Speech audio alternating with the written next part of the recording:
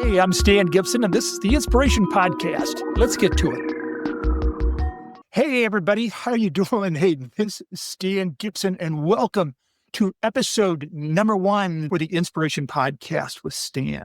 I'm excited. I'll tell you what, this was the first one. And, in this inaugural episode, I'm going to dive into my backstory. It's called The Listener's Handshake. It's what my producer, Cassidy Adkins, who's so wonderful, has prompted me to do, to have you learn a little bit about me. If we're going to hang around for a couple hundred episodes, I want to give you a little background about who I am and what this Inspiration Podcast is all about. So, I hope you take away a few things, a few gold nuggets each and every time we talk. But the important thing is, I want you to be the best version of you. Yes, that's what it's all about. That's why I coach. That's why I wake up. That's why I speak.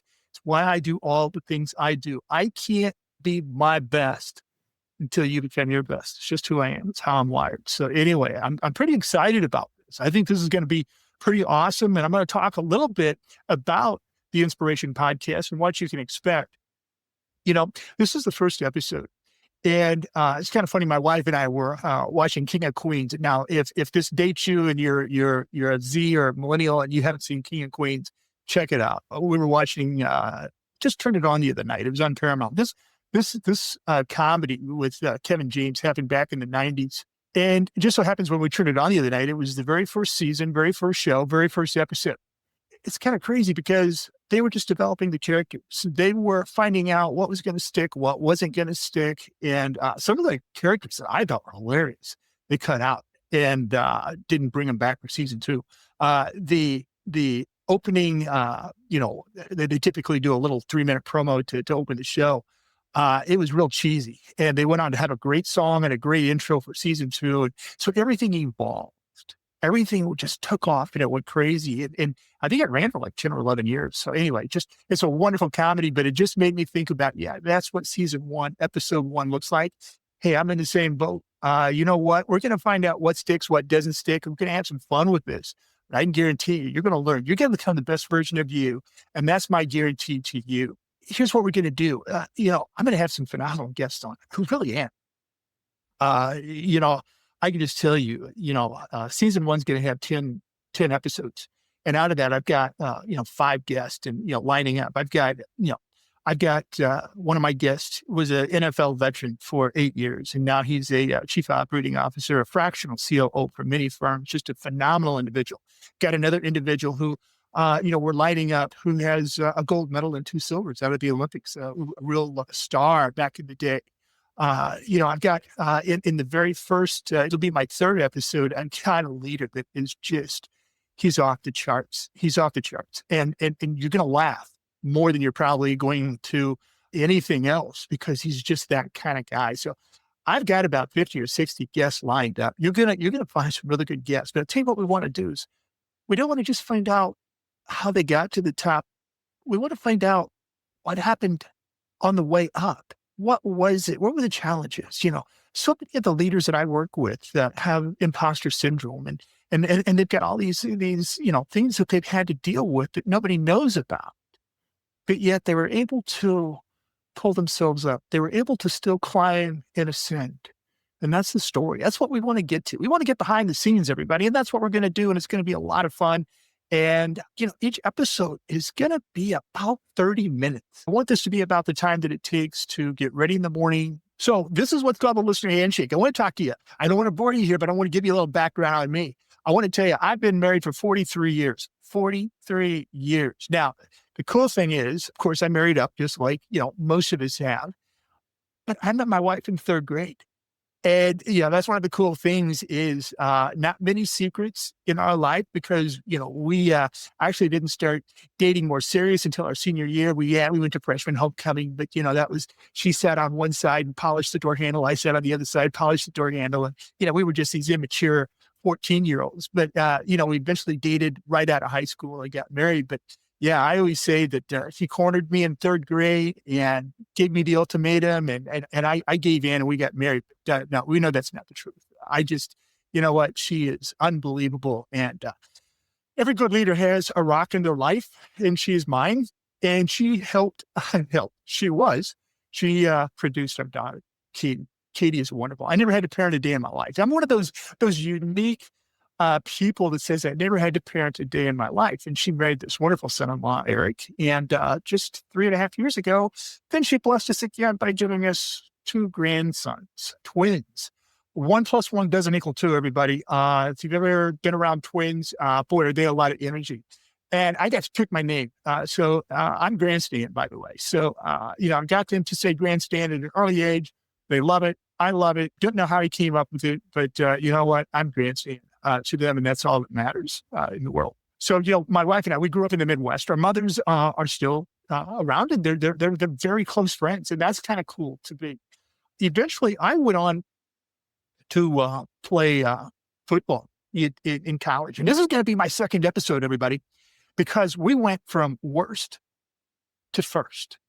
We went from my freshman year of being 1-10 to being national champs my sophomore year. Of course, that's the year I sat out and redshirted. But I still got to be a part of the team in a way that I got to have a front row seat. And I saw some of the most amazing leadership and learned more about leadership on the gridiron than I learned in any class in 4 years of college. And I was able to take it and actually apply it as a coach my junior and senior year of a high school. And you're going to love this story. It's a great story. It's going to be a lot of name dropping because there's some pretty cool people, that were a part of this amazing journey. So I'm going to talk about that in my second episode. Why am I credible? Why do you want to listen? What do I know about leadership? Well, I'll tell you, I was in the corporate world for 40 years, 4 decades. And there isn't much I haven't seen, my friends. I've been around good managers, good leaders, poor leaders. I've just witnessed so many things, and I want to bring those out to you. I want to talk about those. I want to bring other leaders onto this show that you can learn from. Again, the messy parts as well as the good parts. But, I was there for 40 years, and I'll tell you what, I've been out going on 4 years in about 2 weeks. And the thing is, it didn't end the way I wanted to end. You see, I worked for a very large Fortune 100, and they were going through laying off around 40,000. Yeah, 40,000, big number, 40,000 people. And, there's something called span of control. If you're in leadership and you know what span of control is, span of control is basically your leadership, how many people report to you. And so while I had roughly six people, I wanted the people that reported to me to have leadership opportunities. So I had them managing 2 to 3 people, one or two people anyway.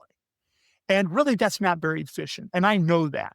But I also know that I wanted them to garner leadership responsibilities as well. So when you're tightening up an organization, you want to really look at your span of control. And typically, anything having 8 to 10 or more people report to you is probably more efficient, and that's flattening out an organization, which quite honestly, as a business consultant, I teach that. I teach flattening out organizations. I think they need to be flatter, not more vertical. And we can get into that in a lot more episodes. But here's the cool thing. While it didn't end exactly on my own, I had a plan B. And this plan B started around 10 years before that. And I just had it in me, everybody. I started speaking. I'm a keynote speaker. I speak a lot around the country right now, but I was speaking 10 years doing motivational speaking, leadership speaking. I was speaking 10 years before that day came about in 2021. I was speaking back in 2010, 10 years before that. I was speaking. I wrote a book, Never Let a Good Pandemic Go to Waste. I used the whole pandemic and wrote a book. People kept saying, why did you write a book? You've got all these amazing stories. You've got all this knowledge, all this neuroscience about sleep and nutrition and about leadership. And so, you know what? I used the pandemic to carve out 2 to 4 hours a week and just kind of chip away at a book for a year. Now I'm officially a podcaster, so I love that. I'm an executive coach. I've got clients. I've got some of the coolest clients, everybody. I just have cool clients. And that's one of the nice things is I get to pick and choose, and I get to kind of make sure that, I've got some really good clients that have challenges, strong challenges. And we get to talk about those challenges. And I'll go through in a lot of my episodes. I have a very unique way of coaching everybody. Very unique. I haven't seen it too much with other people, but I will tell you, if you want some testimonies, you're going to find out that we've got a mutual affection for each other. And so anyway, love my clients. And then the other thing too is I have a lot of workshops. I've got 12 workshops. I've got workshops around leadership. They're based around organizational alignment. How do you get companies that, have better mission and vision and I hate, I just hate vision statements. I hate mission statements because to me, like if you were to ask an employee in the company what their mission or vision is, they wouldn't know. I like things that are actionable and I work with companies to make sure that they're actionable. The second thing is leadership and culture. I've got, 3 modules and 3 workshops on leadership and culture. I've got 3 more on management excellence, how to be the best coach. I always believe that when leaders learn to coach, employees learn to lead. When leaders learn to coach, employees learn to lead. It's just what I believe. And so management excellence. And the final thing is legacy and future proofing or succession planning. How do we make sure that we're passing the baton? And I'm going to tell you right now, everybody, this is a pretty critical time. There's a lot of people aging out. A lot of leaders are aging out. And there's a lot of really strong leaders that are millennials. And I love Zs. I love hanging with Zs, by the way. Those that are in the 20s, I just have this, this connection with Zs and millennials to some extent. I just have this connection. And I don't know what it is, but I love seeing them mature because they're so open to advice. When I was their age, I would have never looked to somebody like me for advice. They are so open. I love working with Zs. So anyway, I had a plan B. And because of that plan B, when I got the news on that day, I had already been speaking. I already had a book. I was already an executive coach. I was doing that before and after work. I always called it my time, my dime. I was training myself for the future because I knew the swim lane that I wanted to swim in eventually. And I was using my job as a lab to become better and to be the best for when that plan B was going to go into place. And they just happened to pick that date for me, but that was okay. But I want you to be intentional about your plan B. I want you to think very hard about what is your swim lane. And we'll talk a little bit more about that at the end because I want to challenge you there. A lot of the things that I talk about when I get into leadership, I believe that leaders are built on 3 different legs of stool. I really believe this. I believe that leaders, they evolve because of 3 things. One is emotional intelligence. The second is fitness and well-being. And the third is productivity and systems. Now, the emotional intelligence, self-awareness, probably the first 2 to 3 months of working with clients, we spend a lot of time in self-awareness. I believe the self-awareness is one thing that is the most misunderstood by leaders today. As they ascend and rise to the top, unfortunately, I just believe that they start to believe that people should be conforming around them. It's just the opposite. It's just the opposite. You need to have such tremendous self-awareness. And you almost need to have, well, you don't almost, you do. You need to have a cheat code around the people that you work with each and every day. And that cheat code is basically knowing their gifts and their strengths.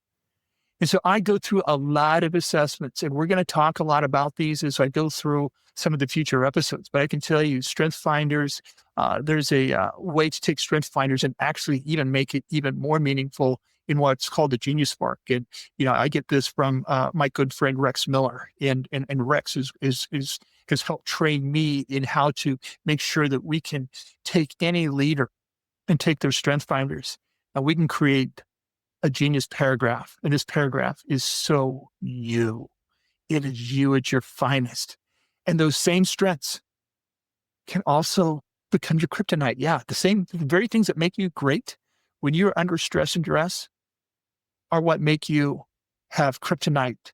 And we work around that kryptonite. But I always believe in what's strong, not what's wrong. I think that too many assessments really just focus on what's wrong. And we want to focus on what's strong. What builds you up? What's your right swim lane? And the second thing is fitness and well-being. Now, I spent probably 10 to 15 years researching all the neuroscience, everything. I love the brain. I love how the brain works. It's untapped.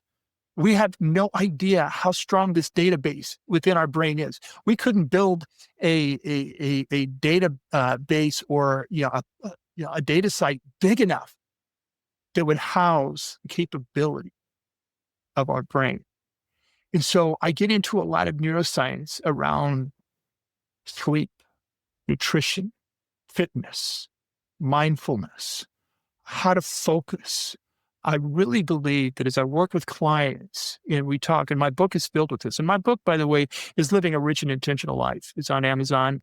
Again, Living a Rich and Intentional Life. But I get into all the neuroscience around fitness and well-being. And in fact, I do have a PDF. In fact, I want to put this in the show notes. I've got a PDF called Double Down on You.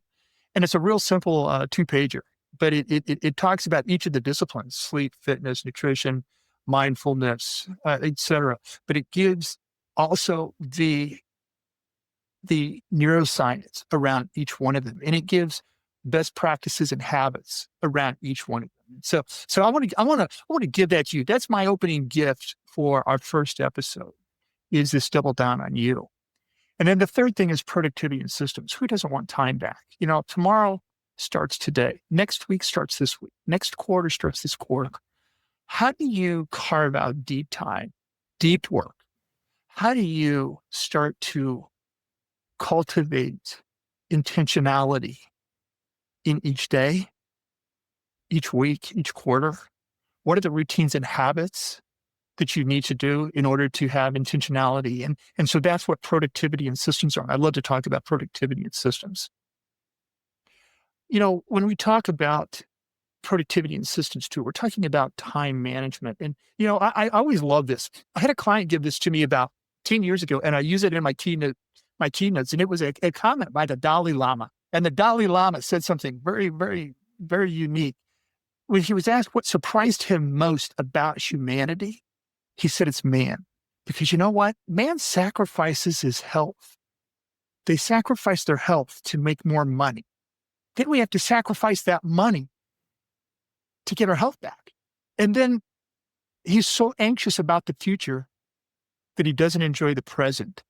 And the result is that he does not live in the present or in the future, living as if he's never going to die, and then dies never having really lived. Now, that is really a lot to unpack right there. And I want to go through it one more time. Again, this is from the Dalai Lama. He said that man, he sacrifices his health. I mean, we don't pay attention to our health on our ascent to make more money. Money is kind of it's our motivator. And so we sacrifice our health. And then when we make that money, we have to give it right back to get our health back. And trust me, everybody, I'm around it so much right now. I see so many people having to spend inordinate amount of money to get their health back. And you know what? The whole time we're so anxious about the future, what's around the corner, that we really don't enjoy the present. And that's one thing I'm really working on as an individual and as a leader myself, is how to be content, how to enjoy the present. And then the result is that we don't live in the present or the future. We live like we're never going to die, but we die having never really lived. Oh, that's really deep, everybody. I've had some people ask me, so how did you go down this road? How did you get this point of view? What was it? And it has to do with this statement around the Dalai Lama. I want to talk to you about it real quick and end up this podcast episode with it. But, it was about, I think maybe it's been about 14, 15 years now. My wife and I, we were having dinner at a nice little restaurant, enjoying ourselves immensely. And we had a friend stop by. Now, not just anybody. This was a friend. This was a guy that I hadn't seen in 3 or 4 years. And my wife and I used to go on trips with he and his wife when we first moved to the Midwest. And they're a wonderful couple. I mean, this is, like I say, this is a guy who's a CEO of a financial firm. He and his wife do marriage ministry around the world. He's a foster parent, to kids. And he just does all these things that you just look at somebody and you say, oh my goodness. And he came by and, it was just great to see him. I hadn't talked to him in like 3 or 4 years. And he comes by and he talks, and it was just great to see him. Hey, tell your wife hi, you say all those pleasantries, and he walked away. Then he came by about 5 minutes later and said, I just felt like God was calling me back over here to tell you that I do have cancer. I've actually got a 50-50 chance of living for the next 5 years. And, I just looked, and my wife and I really didn't know what to say. And you never really do in a situation like that. And, you're searching for words. And before we could even get them out, he just looked at us and he said, you know what? When death becomes certain, life becomes rich. When death becomes certain, life becomes rich. And that just hit me, everybody. It hit me at the core, because we think we're never going to die. But I can tell you, and I will go into some stories later on that, about, my wife has cancer, how we dealt with that, when we first found out about it. And this statement from Jerry, while it made it really hit me, 10, 15 years ago. Once I really experienced it, I understood when death becomes certain, life becomes rich. And he said, I want to tell you something. He said, when I got diagnosed the last 90 days, well, I wish I didn't have the diagnosis. It's been probably the best 90 days of my life. He said, I've had conversations with my wife that we probably should have had a long time ago that we've never had. He said, I have actually delegated everything at work. I'm kind of stepping down with a lot of my responsibilities. I'm a super control guy. And he said, I'm stepping down. I'm going to become chairman and I'm going to start to work 2 to 3 days a week. Not that everybody can do that, but he just started to understand that he needed to spend more family time. In fact, he took all of his kids on a wonderful vacation individually and asked him, hey, what do you want? What do you want from Dad before, I leave this earth? And, he just had some very touching conversations with his kids. And, the fortunate thing is that was, 15 years ago. My friend's name is Jerry, and Jerry's still with us. A lot of close calls, a lot of ups and downs in that 15 years. But, I met with him a few years ago and showed him all the slides from, my deck that I use when I'm a keynote speaker, all the things that I coach people on. And he said, Stan, everything you're doing is what's keeping me alive. He said, this is what I'm doing to live an intentional life. And so it was validation. Number one, he got me started thinking about intentionality. I was then able to research and develop a program, and he validated it into me. I'm just so happy that, what I'm doing is it's the real deal. It is what makes us live a rich and intentional life. So that's my end to the first episode, numero uno. And I want to thank you so much for joining me for episode number 1 today for this handshake and learning a little bit more about me, your host, Stan Gibson, and my life as a leader, but more importantly, as a husband, father, GrandStan, business junkie, and hopefully a friend to everyone who visits the inspiration. To make this episode actionable, I really want you to think about your own plan B. What's your own plan B look like? If you had a swim lane and you were the Michael Phelps of that swim lane, you could win any heat, no matter who you were racing against, even if it's just by 5/100,000ths of a second. What would you do? What would life look like? If you can't make money at it, then it becomes a hobby. Well, take that hobby and take it to the hilt. But that's what I do with a lot of clients. We talk about, what does life look like when you are the Michael Phelps of your swim lane? And I'm also going to put my Double Down on You PDF in the footnotes. So I hope you enjoy that. To learn more about me, to learn more about Stan Gibson and Stan Gibson Speaks, connect with me on social media or visit my website, stangibsonspeaks.com. Yes, stangibsonspeaks.com to continue the conversation. Hey, join me next time as I tell you about that magic potion of going from worst to first. I'm going to tell you a little bit more. You're going to love this story and how I was able to use that college experience of playing for a football team that went from worst to first, and how I was able to use it and find some equally amazing results just shortly after. I love it. Hey, that's it for today, my friends. I'm out of here, and may all of you live a rich and intentional life. Take care. Bye. Well, that's it for today, my friends. I hope this conversation sparked something meaningful for you. If it did, share it with someone who could use a little inspiration too. You can find more tools, stories, and coaching to support your journey at stangibsonspeaks.com.